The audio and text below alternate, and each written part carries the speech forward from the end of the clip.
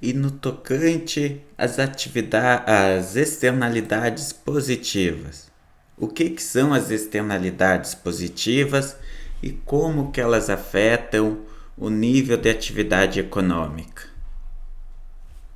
Bom, vamos começar definindo o que são as externalidades positivas. Vamos começar vendo alguns exemplos e posteriormente nós passaremos a definição e veremos qual que é o impacto que as externalidades positivas possuem sobre o nível de atividade econômica. Aqui, este exemplo ele pode ser utilizado para definir o que são as externalidades positivas. Vejam a imagem que tem nesse slide. Tem uma estrada, sendo que essa estrada ela se encontra asfaltada, se encontra em boas condições.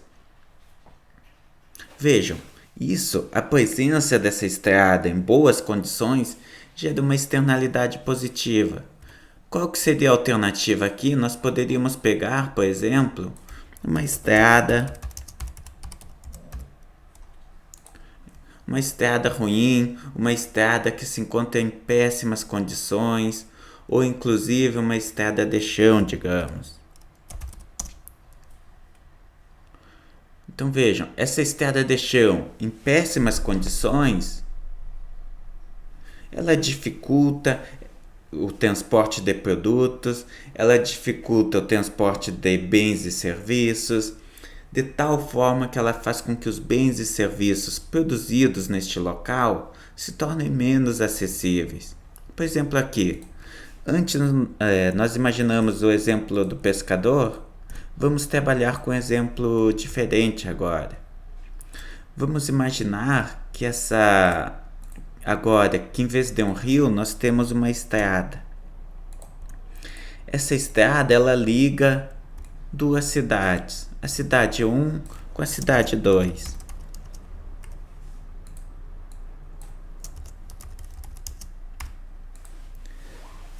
A cidade 1 se trata de uma cidade bem localizada, uma cidade com muitos acessos, etc.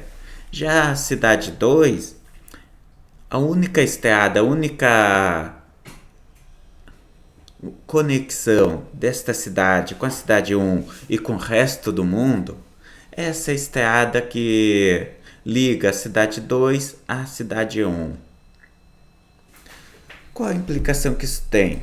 Se essa estrada, se essa estrada for igual a essa estrada que se encontra aqui nessa imagem, nós estamos falando de uma estrada que é completamente esburacada, de uma cidade de difícil trânsito, o que faz com que os produtos, com que a capacidade, o nível de desenvolvimento dessa cidade 2 seja restringido. Por quê? Porque a dificuldade de acesso inviabiliza a localização, a instalação de muitas indústrias nessa cidade. Por outro lado, a construção de uma estrada asfaltada, de uma estrada em boas condições, contribui para o desenvolvimento econômico dessa cidade 2. Por quê? Porque facilita o acesso, melhora as condições de trafegabilidade, de tal forma que mais indústrias são incentivadas a se instalarem nessa cidade. Assim, a construção pelo setor público de uma infraestrutura adequada representa uma externalidade positiva porque influencia nos custos de produção. Então vejam, transporte é um custo de produção que ele pode ser chamado de transversal. Por quê? Porque todos os setores da economia precisam transportar os seus bens e serviços de tal forma que este custo ele afeta a produção de quase todos os setores deste país. Análise análoga pode ser realizada para a produção de combustíveis, por exemplo. A presença de combustíveis baratos, talvez a construção de uma refinaria, também representa um insumo estratégico, um insumo que gera externalidades para os demais setores. Tanto a produção de combustíveis quanto a produção de energia exercem um efeito positivo sobre os demais setores, contribuindo para o crescimento econômico. Por exemplo, aqui, se essa cidade, este país, decidir construir e ofertar combustíveis mais baratos, energia mais barata, estradas de melhor qualidade, o que vai acontecer com a competitividade das indústrias deste país, dessa cidade? Vai se elevar. Por quê? Porque parte dos custos de produção vão se tornar mais baratos, de tal forma que essa cidade ela vai levar vantagem sobre as demais cidades, sobre os demais países. Ou seja, existe uma externalidade associada à oferta deste insumo, à oferta deste fator de produção. Um outro exemplo que nós podemos dar para entender o que é externalidade é o exemplo de um apicultor. Aqui, por exemplo, nessa foto, nessa imagem, nós temos um apicultor cuidando da sua criação de abelhas, da sua colmeia, das suas diferentes colmeias. Vamos considerar, para analisar este caso, vamos modificar um pouco este nosso exemplo e considerar que existe um apicultor aqui em determinada região, sendo que próximo à localização deste apicultor tem uma área, tem uma grande produção de eucaliptos, tem uma empresa que produz, que tem uma plantação muito grande de eucaliptos. Vejam o que nós temos aqui.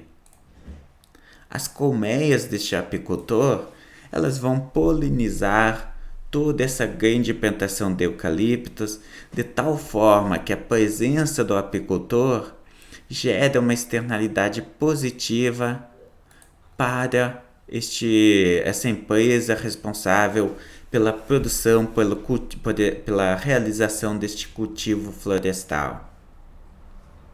Qual que é o grande problema?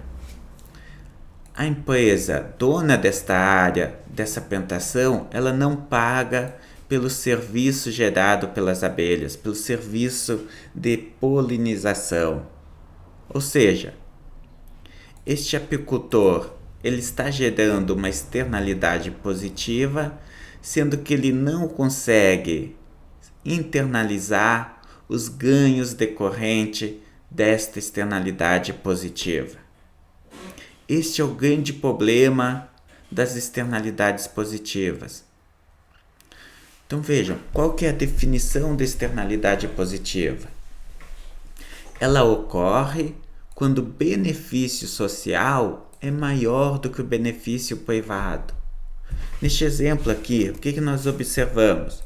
O benefício total, os ganhos totais gerados por este apicultor são maior do que os ganhos internalizados por eles.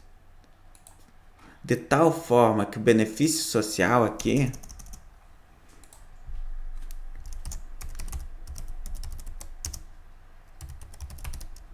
é maior que o benefício privado. Por quê? Porque este apicultor ele não vai conseguir internalizar o ganho associado à polinização dessa área de florestas, dessa área de cultivo florestal. Com isso, a oferta realizada por este produtor, vai ser menor do que a que deveria, do que a socialmente ótima. Por quê? Justamente porque nem todos os ganhos são internalizados. Como que nós podemos representar isto em termos gráficos? Vamos pegar o nosso gráfico aqui. Então, o que nós observamos neste gráfico? Novamente, nós temos um preço de equilíbrio, nós temos a nossa curva de oferta, nós temos a nossa curva de demanda, de tal forma que existe um preço e uma quantidade de equilíbrio. No entanto, agora, a produção deste bem, ela gera uma externalidade positiva para a sociedade, de tal forma que o benefício total é dado pelo benefício privado mais o benefício social. Qual que é o grande problema? A firma responsável pela produção deste bem, ela não consegue internalizar o benefício social, ou seja, parte dos ganhos relacionados à produção deste bem não são levados em consideração por essa firma no momento que ela toma as suas decisões de produção. Como que nós podemos representar isto graficamente? Para isso, nós podemos imaginar que existe uma outra curva de demanda, mais à direita, que representa a quantidade demandada quando o benefício social é levado em consideração. Vamos chamar de BS, ou seja, o nosso benefício social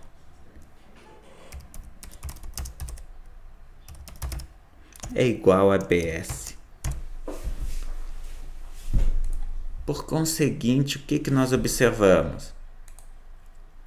Para essa nova curva de demanda, que leva em consideração o benefício social gerado por essa firma, a quantidade de equilíbrio será maior que 1 e o preço de equilíbrio também vai ser mais elevado. PE1. Então vejam, qual que é a implicação da presença da externalidade positiva sobre este mercado? De novo, a resposta é simples e direta. Como que parte dos benefícios relacionados à produção deste bem não são internalizados pela firma, ela acaba produzindo, neste primeiro ponto, vamos chamar deste ponto para facilitar a análise de E1. Então, a nossa firma ela produz em E1, quando que a produção ótima se encontra em E2.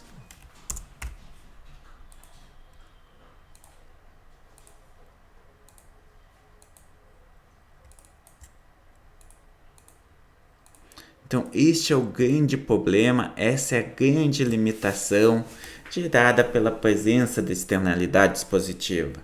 Essa firma, ela, como que parte dos ganhos gerados não são internalizados, ela acaba sendo incentivada a produzir uma quantidade inferior à quantidade ótima. Em outras palavras, o que nós temos aqui? Vamos resumir agora.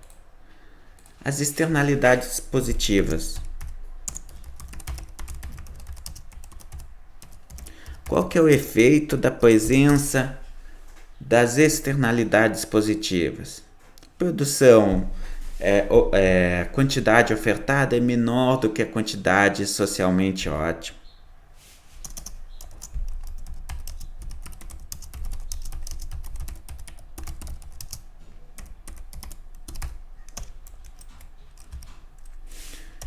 E na presença de externalidades negativas, qual que é a implicação? Quantidade ofertada à oferta é maior do que a socialmente ótima. Ou seja, no primeiro caso, das externalidades positivas, as firmas elas não levam em consideração, elas não conseguem internalizar todos os benefícios gerados pela atividade produtiva, de tal forma que elas produzem uma quantidade inferior à quantidade ótima. Já no segundo caso, na presença de externalidades negativas, as firmas elas produzem uma quantidade maior do que é socialmente ótima, justamente porque parte dos custos não são levados em consideração, não são considerados pelas firmas. O que acaba incentivando elas a produzirem mais do que elas deveriam produzir. Em resumo, o impacto das externalidades é este. Qual que é a solução? Novamente, a solução é a regulamentação por parte do mercado, por parte do Estado, melhor dizendo. O Estado ele precisa regulamentar essas atividades para promover uma utilização mais eficiente.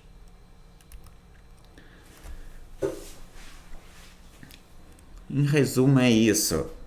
O que nós precisamos entender da externalidade, o que um gestor público precisa entender da externalidade é isso.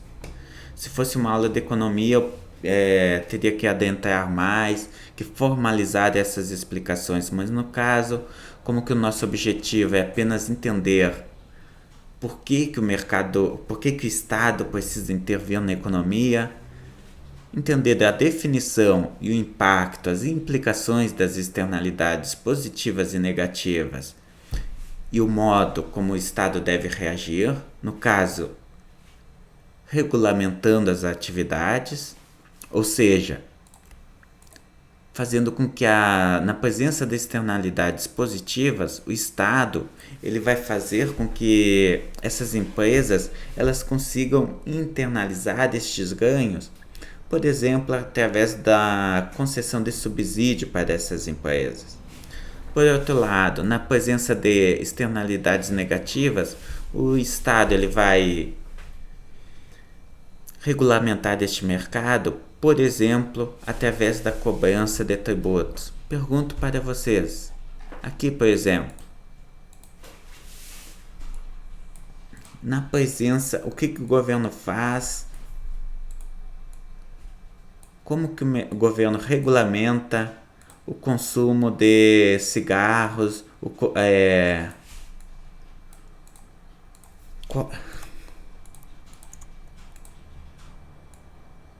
aqui, nós temos o nosso consumo de cigarro, como que o governo regulamenta este mercado? Cobrando o imposto, colocando o imposto sobre a produção deste bem. Nós temos aqui o nosso cigarro gerando a sua fumaça. Este cigarro ele vai gerar todo um conjunto de externalidades negativas, vai afetar negativamente o mercado, vai fazer com que pessoas fiquem doentes, vai fazer com que o gasto do Estado com saúde se eleve. O que o Estado faz? Ele cobra tributos, ele coloca impostos sobre o consumo de cigarro, desincentivando o consumo deste bem. Justamente para quê? Para fazer com que a quantidade consumida seja igual à quantidade socialmente ótima. Se o governo não colocasse esse tributo, as empresas, os consumidores demandariam uma quantidade muito maior do que a adequada.